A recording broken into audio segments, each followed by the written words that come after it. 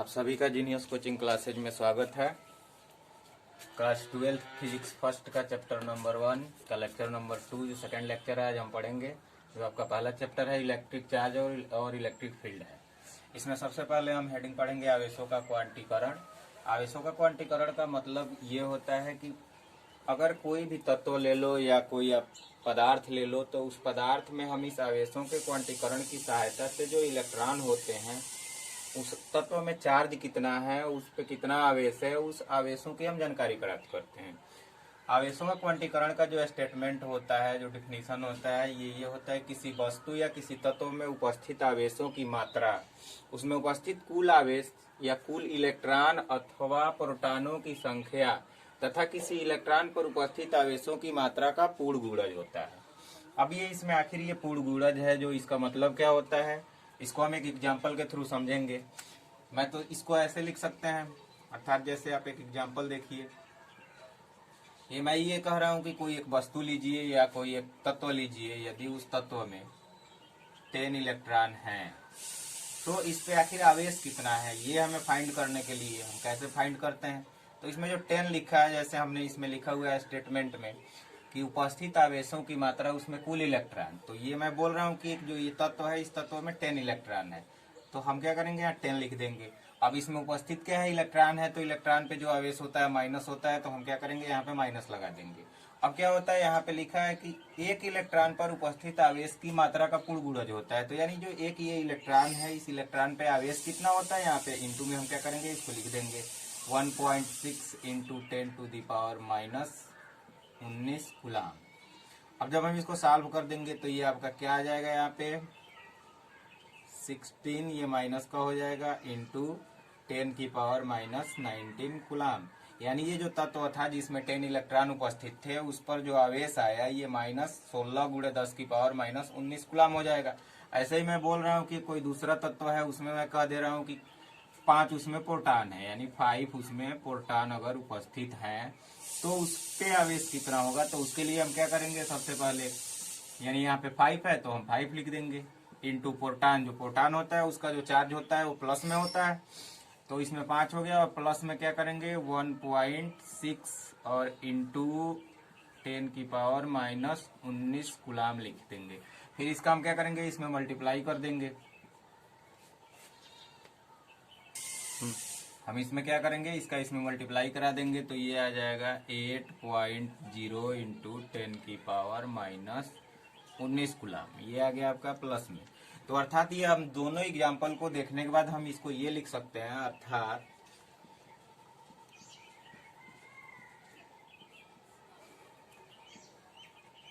±1e ±2e ±3e +-ne। यानी अगर हम क्या करें Q बराबर लिखें, यानी Q आवेश की जो मात्रा है इसको हम यही लिख सकते हैं कि ±ne। अब इसमें n क्या है, जहां n बराबर नंबर ऑफ इलेक्ट्रॉन और प्रोटॉन,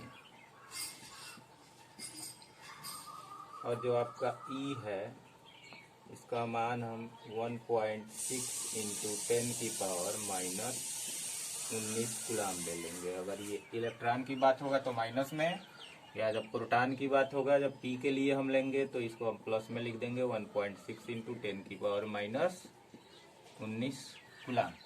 तो ये टोटल जो आपका था आवेशों का क्वांटीकरण करने का ये रूल था। इसके सहायता से हम आवेशों की क्वांटीकरण की सहायता से किसी भी पदार्थ कोई किसी भी तत्व में उपस्थित जो आवेश की मात्रा होगा उसको हम इस नियम से फाइंड कर लेंगे, ज्ञात कर लेंगे। अब हम लोग दूसरा हेडिंग पढ़ेंगे कूलम्स लॉ। अब ये कूलम्स लॉ क्या कहता है इसके बारे में अब हम लोग देखेंगे। ऐसे कूलम्स लॉ जो होता है बिंदु आवेशों पे वर्क करता है, यानी बहुत छोटे आवेशों पे जिनके बीच की जो दूरी होती है, अगर दो कोई आवेश हो उनके बीच की दूरी जब नगण्य हो, 0 के बराबर हो, तो उन आवेशों को हम बोलते हैं बिंदु आवेश, जिसको हम कहेंगे पॉइंट चार्ज। अब उस पे ये वर्क करता है। कूलाम का जो नियम होता है ये किन्हीं दो आवेशों के बीच लगने वाला आकर्षण बल या प्रतिकर्षण बल को क्या करता है, ये ज्ञात करता है। अब हम उसके बारे में पढ़ेंगे और देखेंगे। तो हम क्या कर रहे हैं, इसमें सबसे पहले इसे को समझा रहे हैं, उसके बाद से फिर इसका मैं स्टेटमेंट बता रहा हूँ कि स्टेटमेंट क्या होता है। इसमें क्या होता है कि हम दो आवेश ले लेते हैं, 2 पॉइंट चार्ज ले लेते हैं। एक हो गया यहाँ पे Q1 और दूसरा एक आपका आवेश हो गया Q2। ये प्लस माइनस कुछ भी हो सकता है, ये भी प्लस माइनस कुछ भी हो सकता है। इसको क्या किया गया है कि दोनों को एक दूसरे से r दूरी पे रखा गया है। ये दोनों प्लस माइनस Q1 और प्लस माइनस Q2 जो आपके आवेश हैं, इन दोनों को एक दूसरे से r दूरी पे रख दिया गया है। अब या तो इनके बीच, अभी जो कल का हम लोग लेक्चर फर्स्ट पढ़े थे उसमें ये पढ़े थे कि अगर दो आवेश हैं तो उनके बीच ये होता है, या तो आकर्षण बल लगता है नहीं तो प्रतिकर्षण बल लगता है। तो इसमें अगर ये दोनों प्लस में होंगे तो इसमें प्रतिकर्षण बल लगेगा, अगर दोनों माइनस में होंगे तब भी प्रतिकर्षण लगेगा, या एक प्लस में हो या एक माइनस में हो तो आकर्षण लगेगा। तो हम इसमें क्या कर सकते हैं कि इसके बीच जो लगने वाला बल है उसी को हम कूलाम के नियम से निकालते हैं, फाइंड करते हैं। तो इसके बीच जो बल लगता है या तो क्या लगेगा, आकर्षण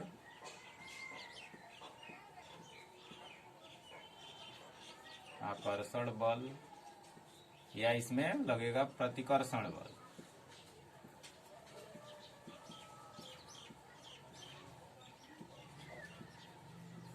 अब हम इनके जो कूलाम का नियम था, जो स्टेटमेंट था, इन्हीं आवेशों को देख करके इसका स्टेटमेंट दिया गया था। हम इसका स्टेटमेंट थोड़ा पहले मैथमेटिकली बताएंगे, फिर उसको भाषा में आपके जो हिंदी में है उसको मैं क्या करूंगा, उसको लिखूंगा, थ्योरेटिकल लिखूंगा। अब यहाँ पे हम देखते हैं कि ये क्या होता है। तो सबसे पहले मैं क्या लिख रहा हूँ, क्या बोल रहा हूँ कि इसमें जो प्लस माइनस Q1 है और ये प्लस माइनस Q2 है, इनके बीच लगने वाला बल, यानी बल का जो सिंबल आपका होता है F होता है। ये जो F होता है, इन दोनों जो आवेश होते हैं, ये दोनों आवेशों की जो मात्रा होती है, यानी Q1 और Q2, इन दोनों आवेशों की मात्रा के ये समानुपाती होता है। या हम कह सकते हैं दूसरा क्या होता है कि ये जो दोनों आवेश होते हैं इनके बीच की दूरी जो होती है r, इसके वर्ग के व्युत्क्रमानुपाती होता है। यानी हमारे पास ये दो कंडीशन बन रहे हैं, कंडीशन फर्स्ट, कंडीशन सेकेंड। अब ये दोनों जब कंडीशन को हम एक में मिलाएंगे तो हमारा कूलाम का स्टेटमेंट तैयार हो जाएगा। तो अब उसको मैं लिख रहा हूँ कि इसको लिखेंगे आखिर कैसे, इसको देखिए। चलिए,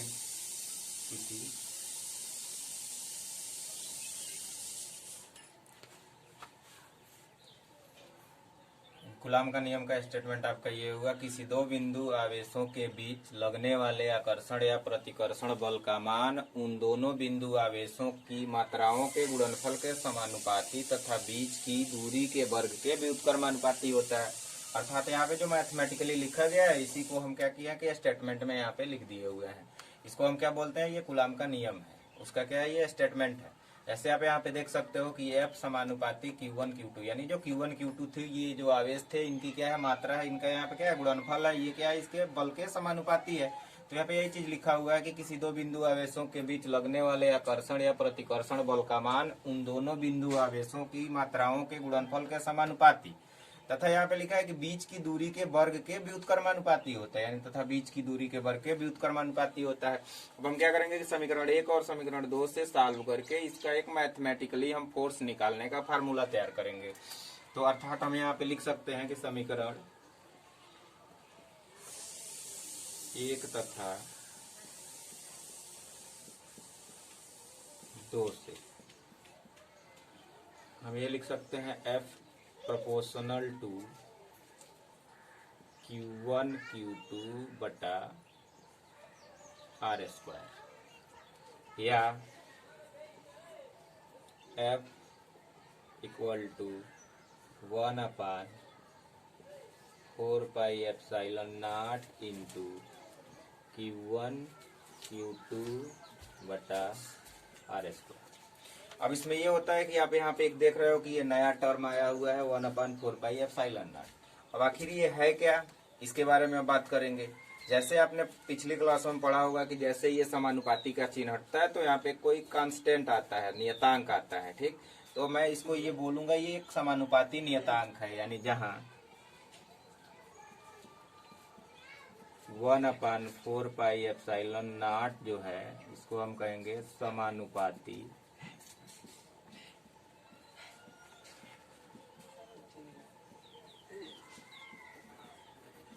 नियतांक।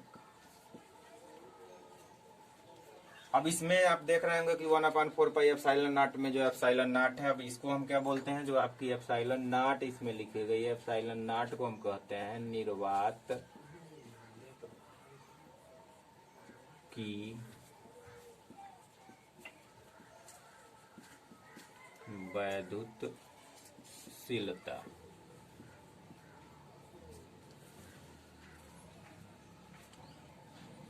अब हम इस बात करेंगे इसमें ε0 यानी निर्वात की वैद्युतशीलता के बारे में। सबसे पहले हम निर्वात की वैद्युतशीलता का मात्रक निकालते हैं कि इसका मात्रक क्या होता है, फिर हम इसके विमीय सूत्र के बारे में बात करेंगे। तो सबसे पहले हम देखते हैं निर्वात की वैद्युतशीलता का मात्रक क्या होता है। अब जैसे यहाँ पे लिखा गया है कि निर्वात की वैद्युतशीलता ε0 का मात्रक। अब इसको हम निकालने के लिए सबसे पहले हम कूलाम का नियम जो था, जो अभी प्रूफ करके हम लाए थे, उसको लिखेंगे। F = 1/4πε0 into Q1 Q2/r²। अब यहाँ से हमें ε0 का मात्रक चाहिए, तो हमें यहाँ से अब क्या कराएंगे कि क्रॉस मल्टीप्लाई कराएंगे, यानी तिरछा तिरछी हम गुणा करा लेंगे। अब जब इसका गुणा इसमें होगा तो हम इसको ऐसे लिख सकते हैं F4πε0 और इंटू में r², यानी ये सबका इसमें मल्टीप्लाई करा देंगे, इस 1 का इसके ऊपर वाले में मल्टीप्लाई करा लेंगे, तो उसमें तो कोई अंतर होगा नहीं। हम इसको क्या लिखेंगे, Q1 और Q2 लिख देंगे। अब हमें इसकी ये मात्रक चाहिए, ε0 का मात्रक चाहिए, तो हम ε0 को ऐसे क्या कर देंगे, यहाँ पे रोक देंगे। बाकी ये सब के सब इसमें गुणा में है, तो इसको जब ये पक्षांतर करेंगे तो इधर किसमें बटा में चला जाएगा इसमें, यानी Q1 Q2 बटे F, और यहाँ पे आपका हो जाएगा 4π और ये r²। अब इसमें आप देख रहे होंगे कि ये जो 4π है, ये जो 4π है इसकी कोई मात्रक होता नहीं है, तो अब इसको हम क्या कर देंगे, छोड़ देंगे यहीं पे, ये कांस्टेंट हो जाएगा। अब हम यहाँ पे ये लिखेंगे ε0 इक्वल टू, अब सबके क्या इसका मात्रक छोड़ के बाकी सबका मात्रक लिखते जाएंगे जहाँ पे जो है वैसे। जैसे यहाँ पे Q1 है यानी Q यानी आवेश, आवेश का मात्रक आपका क्या होता है, कूलाम, तो यहाँ पे आप लिख दोगे कूलाम। फिर यहाँ इंटू में आवेश दूसरा है Q2, तो इसका भी मात्रक क्या होता है, कूलाम, तो आप यहाँ पे क्या लिख दोगे, कूलाम बटे। अब यहाँ पे बल है, तो बल का मात्रक होता है आपका न्यूटन, तो यहाँ पे आप क्या लिख दोगे, न्यूटन। यहाँ पे r² यानी दूरी है, तो दूरी का दो हमने मल्टीप्लाई कराया हुआ है, r इंटू r, तभी जाकर के r² हुआ है, तो हम दूरी को लिखेंगे, तो दूरी का मात्रक आपका होता है मीटर, तो यहाँ पे क्या लिख दिया जाएगा, मीटर का स्क्वायर। अब हम इसके मात्रक को, अब हमारा मात्रक ये बन गया, यहाँ पे अब इसको क्या करेंगे, अरेंज करके लिख देंगे, यानी इसको हम लिखेंगे कूलाम। अब कूलाम का कूलाम में मल्टीप्लाई कर देंगे, तो कूलाम का स्क्वायर, और ये बटा है तो इसको हम ऐसे लगा देंगे, जिसको हम बोलेंगे प्रति। अब इसको हम क्या लिख देंगे, यहाँ पे न्यूटन मीटर स्क्वायर। अब ये आपका ε0 जो था, ε0 का मात्रक आ गया, कूलाम स्क्वायर प्रति न्यूटन मीटर स्क्वायर। अब जो ε0 है इसका मान भी होता है, अब इसके मान को हम लिखते हैं, जो आपका ε0 होता है इसका मान होता है 9.0 इंटू 10⁹ कूलाम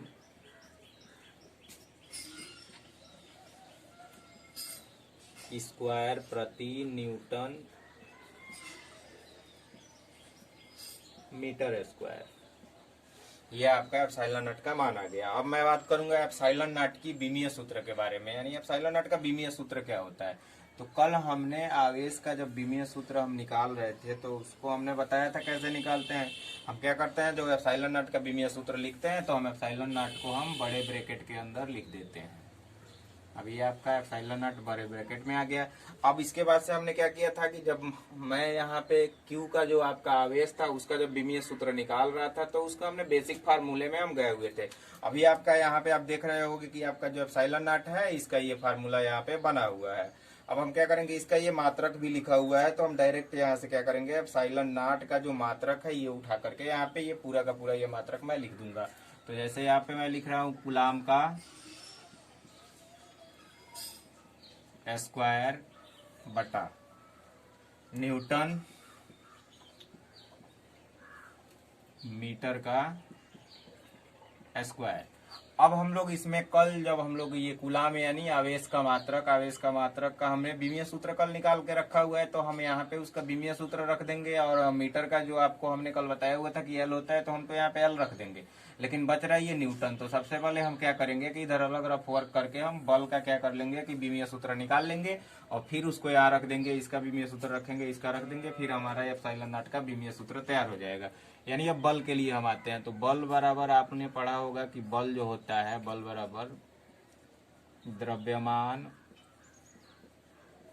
गुणे त्वरण होता है। अब हम इसको सीधे क्या लिख देते थे कि M A, F equal to हम लिखते थे एम ए। अब यहाँ से क्या होता है कि एम, जो एम है वो आपका द्रव्यमान है। तो द्रव्यमान के लिए तो हमने विमीय सूत्र जो हमने लिखना जब शुरू किया था, आपको जब हमने बताया था, तो द्रव्यमान के लिए हम यूज करते हैं कैपिटल एम। अब यहाँ पे आपका आ गया ए, त्वरण। अब त्वरण के लिए भी हमें क्या करना है, विमीय सूत्र लिखना है। तो त्वरण का हम मात्रक सीधे लिख देते हैं, जो आपका त्वरण होता है यानी ए, इसका मात्रक होता है मीटर प्रति सेकंड स्क्वायर। अब मीटर यानी लंबाई हो गया, तो लंबाई को हम क्या करते हैं, लिख देते हैं सीधे सिंपली एल। अब यहाँ पे प्रति है तो हम क्या करेंगे, बटा लगा देंगे, और बटे में हम क्या करेंगे, सेकंड यानी समय, यानी हम क्या लिख देंगे, टी का स्क्वायर लिख देंगे। अब जब हम इसको ऊपर ले जाकर के लिखेंगे तो ये आपका हो जाएगा एल, और टी पर अगर नीचे प्लस होता है तो ऊपर जाता है तो माइनस हो जाता है, यानी एल टी पर -2। यानी आपके पास ये जो एल, ये ए था, ए का भी विमीय सूत्र है यहाँ पे जो लिखा हुआ है मिल गया। अब हम इसको यहाँ पे सिंपली क्या कर देंगे, पुट कर देंगे, यानी आपका ये आ गया एल टी पर -2। अब जब इस दोनों को एक में मिलाएंगे तो हमारे पास ये जो एफ है फोर्स, इसका विमीय सूत्र मिल जाएगा। जैसे हम इसको क्या करेंगे, एक ब्रैकेट में लिख देंगे एम एल टी पर -2।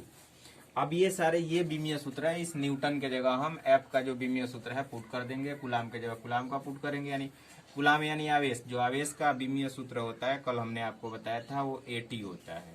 यहाँ पे हमने पुट कर दिया एटी। अब इसका स्क्वायर है तो हम क्या करेंगे, स्क्वायर लिख देंगे। अब जैसे अभी न्यूटन, तो न्यूटन का ये आया हुआ है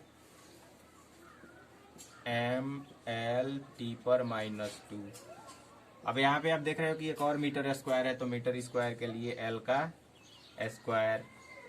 अब हम क्या करेंगे कि ये जो सारी चीजें हैं इन सबको हम क्या करेंगे कि ऊपर ले जाएंगे, एक तरफ सब लिखेंगे। जैसे यहाँ एप्सिलॉन नॉट का हमें जब विमीय सूत्र लिखना होता है तो इसको हम बड़े ब्रैकेट में रखते हैं, फिर इस सभी को हम अब ऊपर के तरफ, ये जो नीचे पार्ट पड़े हैं उसको भी ऊपर ले जाएंगे। तो सबसे पहले ये लिखते हैं, यानी एम, एम पर तो यहाँ पे कुछ नहीं है तो 1 है, जब ऊपर जाएगा तो क्या हो जाएगा -1, एम पर -1। अब एल पर देखते हैं, एल पर ऑलरेडी 1 है और ये 2 मिलकर के 3 हो गया। अब नीचे प्लस में 3 हो रहा है, ऊपर जाएगा तो माइनस का 3 हो जाएगा। टी पर आप देख रहे हो कि नीचे प्लस में 2 है और ऊपर क्या है, प्लस में थी, नीचे जो -2 है और ऊपर +2 है। ये जब +2 ऊपर है, नीचे वाला -2 है, जैसे ही ऊपर जाएगा तो ये भी प्लस में हो जाएगा। तो टी पर आपके पास पहले से 2 है और 2 ये मिलके कितने हो जाएंगे, 4 हो जाएंगे। तो इस पे टी पे 4 हो गया। अब आपका बच रहा है ए, तो ए पर तो ऑलरेडी 1 है, तो हम ऐसे इसको क्या कर देंगे, लिख देंगे, और ये आपका जो बना एप्सिलॉन नॉट का विमीय सूत्र तैयार हो गया। अब आज की क्लास को हम यहीं खत्म करते हैं। बाकी जो क्लासेज होंगी अब थर्ड लेक्चर में हम लोग कल आगे की तरफ इसका अध्ययन करेंगे। अब उसमें हम इलेक्ट्रिक फील्ड फाइंड करना सीखेंगे, कैसे हम इलेक्ट्रिक फील्ड निकालते हैं, विद्युत क्षेत्र के बारे में चर्चा होगी कल की क्लास में।